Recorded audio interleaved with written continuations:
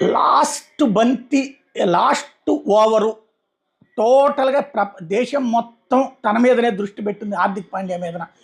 ఈజీగా టీ20లో అది కొట్టడం పెద్ద కష్టమే కాదు. 11 కొట్టడం అంటే చాలా సులభం. 12 కొట్టడం, 11 కొట్టడం అంటే 2 సిక్స్‌లు కొడితే అయిపోయేటటువంటి మ్యాచ్. అందులో అవతల పవర్‌ఫుల్ ఉన్నారు. రబడా లాంటి ఆల్రౌండరు, మిల్లర్ లాంటి వాళ్ళు ఉన్నటువంటి సందర్భం.